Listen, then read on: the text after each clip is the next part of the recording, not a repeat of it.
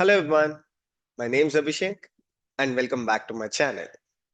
So many of us work as DevOps engineers and on day-to-day basis, we deal with open source software.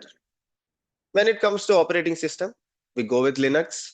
When it comes to containers, we go for Docker.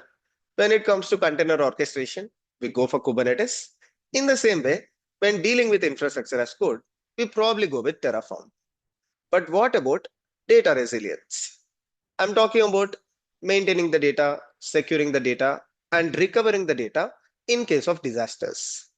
Yes, this is one single missing piece in the world of open source software for DevOps engineers. And unfortunately, this is one of the most important pieces because whether you come from system administration background or DevOps engineering background, you work with snapshots, backups, volumes on regular basis. But you don't have to worry. In today's video, I'll introduce you to a wonderful open source project that is actually filling this gap. I'm talking about Plakar.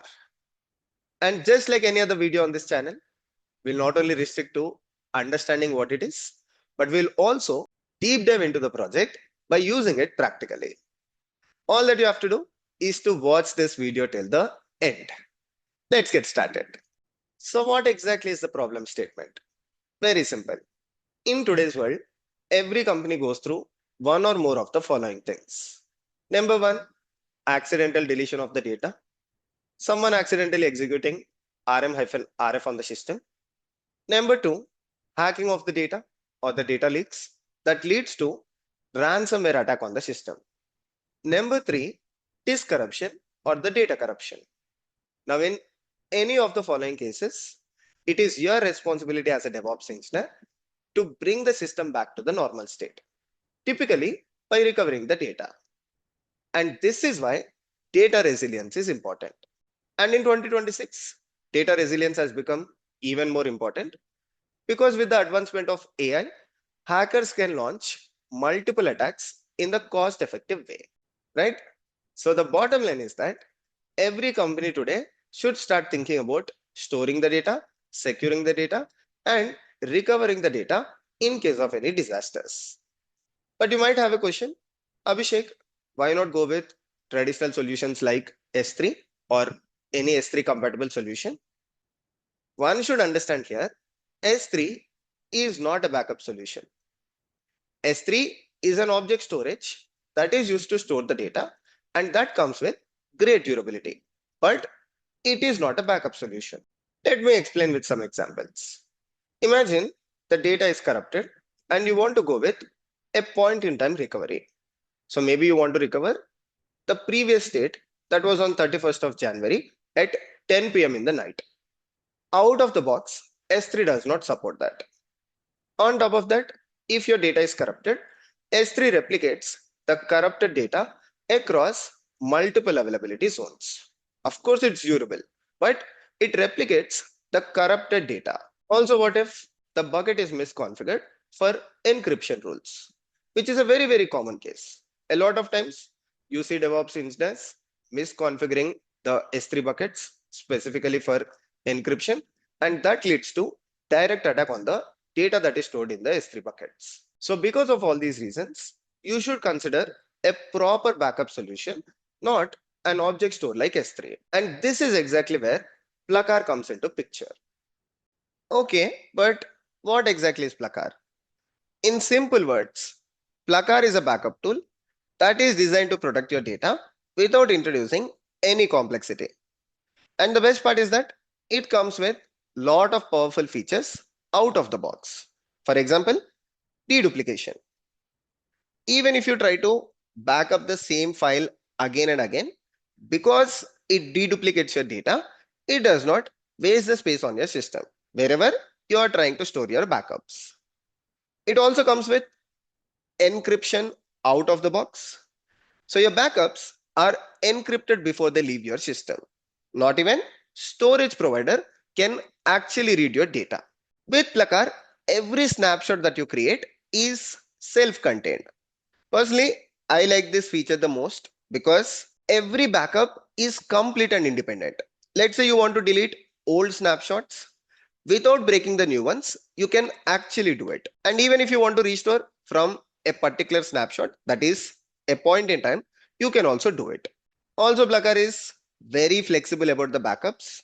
You can back up your file systems, you can back up your databases, cloud services, anything that you want.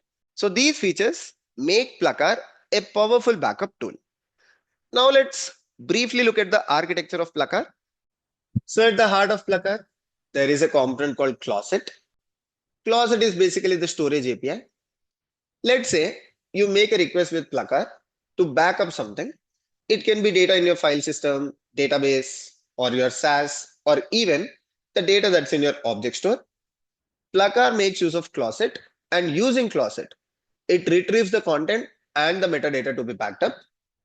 Then Closet chunks the data into smaller pieces, performs the compression, encryption, deduplication, and then it regroups the data into a large file called pack file. And finally, this pack file is written to a storage backend. Now again, you can use different storage backends using the storage connectors. So in the other words, you can say Plakar is a tool that's built on top of Closet. Plakar provides you the command line interface, user interface, but the actual execution is performed by Closet. Of course, Plakar also provides you additional features like scheduling, activity reporting, but the core of Plakar is executed by Closet.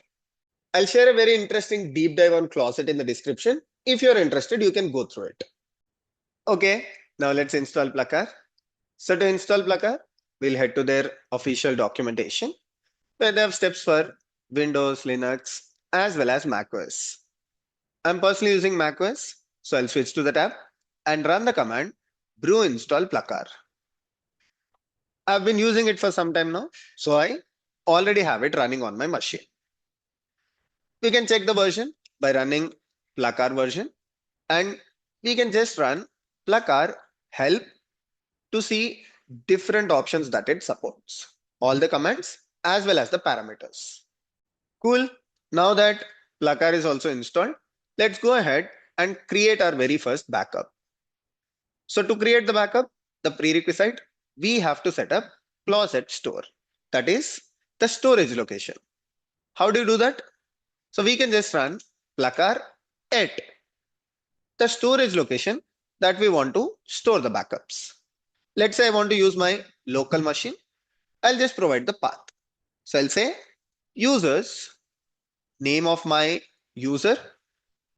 I want to use the downloads folder and just provide the new folder name. I'll just call it as my first backup. And then conclude the command by running create. It asks you to set up a repository passphrase. There you go. So now you have set up the Closet Store, basically the storage location for your backups. Now let's create our first backup. So let's say I have some config files in the documents folder and I want to back up these Kubernetes manifests. How can I do it? I'll run the command plakar at.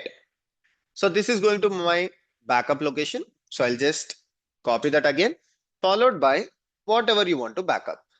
I'm going to backup the config folder. So backup followed by the location of the config files. Okay. Again, it asks you to provide the repository passphrase. And that's it. You have created a backup of the config files and the backup is stored in this location. My first backup. And it's absolutely secure. If you try to access the my first backup folder, you will only see the pack files in it. Because Closet perform the deduplication as well as the encryption. It's completely secure. By running the list command, we can also see the snapshots. Plakar at followed by the location and ls. So this is a snapshot that is saved. 2.4 KB.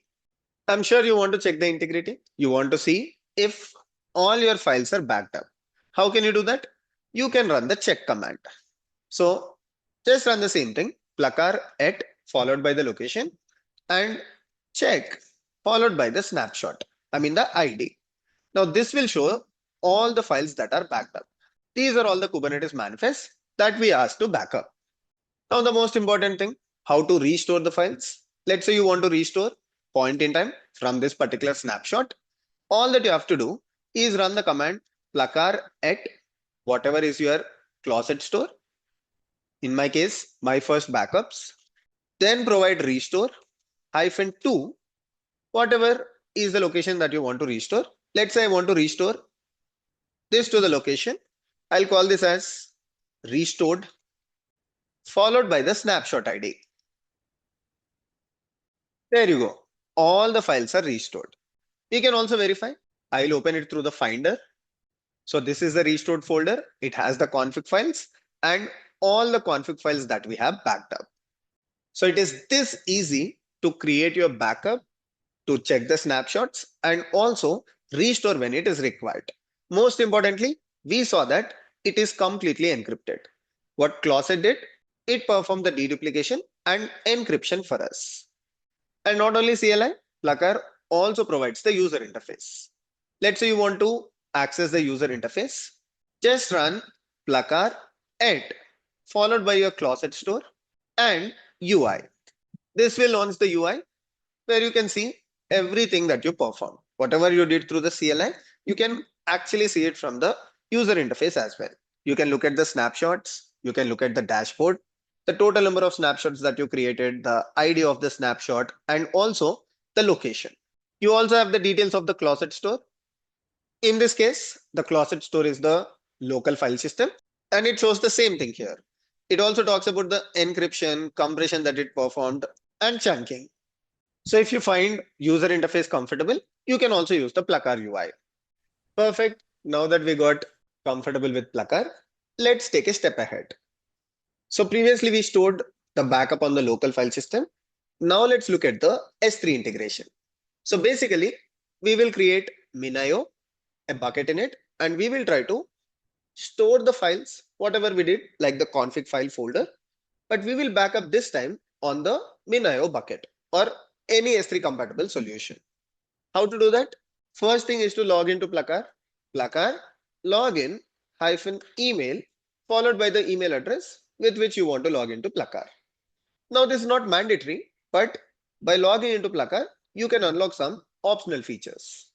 So it says, check your email for login link. Do not close this window until you have logged in. This is the login request. I'll click on the complete login. So the login request is complete. We can quickly verify by running Plakar login hyphen status. So it should show logged in. Now let's proceed with the S3 integration. So just run the command Plakar pkg add S3. It is downloading the required packages, and once the download is complete, we are good to go. Let's check by running Plakar pkg list. Cool. So the next step is to set up an S3 compatible storage. If you want, you can use S3 bucket on AWS, or you can go with any S3 compatible storage like Minio. Minio is the easiest one to set up. All that you have to do is to run this Docker command. I'll share the link to the command in the description. It's actually part of the Plakar official documentation so that you can also execute it. Looks like my Docker is down. I just have to restart it and rerun the command. Unable to find the Minio image. Obviously, I don't have it. So it downloaded the image, and now we have the Minio S3 compatible solution running on this machine. Now we should let Plakar know about this S3 storage. So we will run this command. Plakar store add S3 backups. We will provide the location of the S3 bucket that we created. We will also provide an access key, secret access key, and this will create a store called S3 backups. That's all. Now we can use this S3 backup in the same way as we used in the previous section. So whatever commands we used for the local file system, which we used as the Plakar store, we can use the same commands. For example, now if I want to use this as the backup, I can just run Plakar at double quote followed by at the rate so that it does not get confused.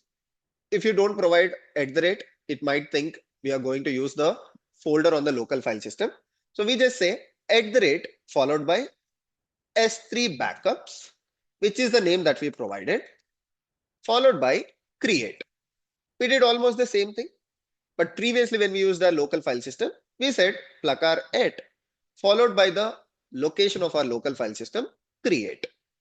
Now we have two options. One, we create a complete new backup, or because we already have a backup on the local file system, we can sync that backup with this S3 backup. How can you do that? Plakar at users Abhi downloads my first backup sync to S3 backups. So this will synchronize the snapshots to the S3 backups. It's done. One snapshot synchronized. If I run Plakar at S3 backups ls, I should see the snapshots this time within the S3 backup, which is our new closet store. There you go. So this way we can also synchronize the backups. So basically instead of one backup, you can create n number of backups. Just like how we did here. The config files on my local machine is now backed up onto the local file system backup as well as the S3 backup. Awesome. Now let's look at another interesting use case, backing up the Postgres database. Now this is something that we all do as DevOps engineers, taking the backups of the database, creating the snapshots of it if required. Also restore the data from the snapshot. Plakar is very good for this use case. It is open source. You can create n number of snapshots.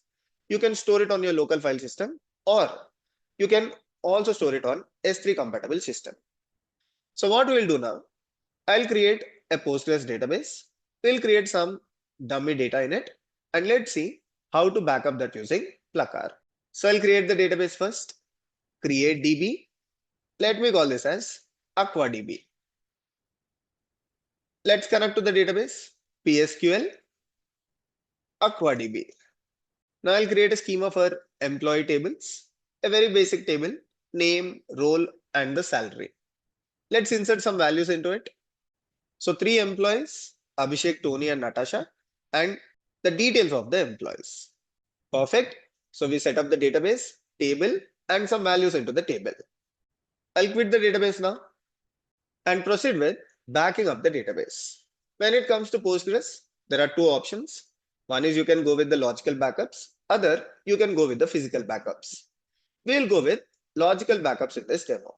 However, with Plakar, you can also store your physical backups. So to backup, we will use the pgdump command, pg_dump followed by name of the database, aqua_db, and we will name the dump as aquadb.sql. Perfect. So now the dump is created. Now we will use Plakar. So first we will create a storage location. How to do that?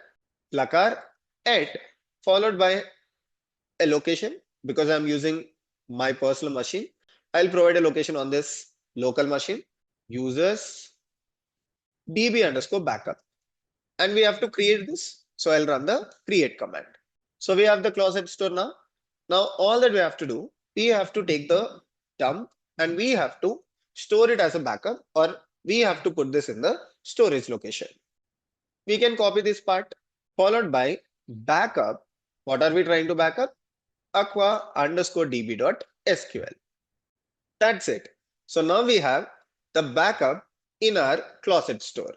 We can quickly verify by running ls command. So we should see the snapshot here. Now because we have the backup stored, if required, we can restore the single database or we can restore entire cluster as well. Perfect. So we looked at 3 important use cases: backing up the regular files on the local file system, backing up some configuration files on the remote file system where we used MinIO in our case, but you can also go with any S3 compatible system. And finally, we looked at backing up the Postgres database. So that justifies the Plakar tagline: backup anything, store anywhere, and restore everywhere. If you want to look at more use cases, more integrations, they have a wonderful documentation. Personally, I am very impressed with their documentation.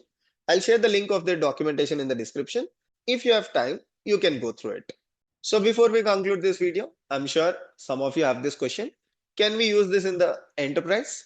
Definitely yes. It's an open source project. It is completely compliant. You can go through their GitHub repository, and if required, they also have an enterprise offering. So if required, you can book a demo and get in touch with the team. So that's all for today's video. I hope you loved the deep dive of this interesting open source project. If you like the video, I'll plan to do more deep dives on the open source DevOps projects. See you all in the next video. Take care.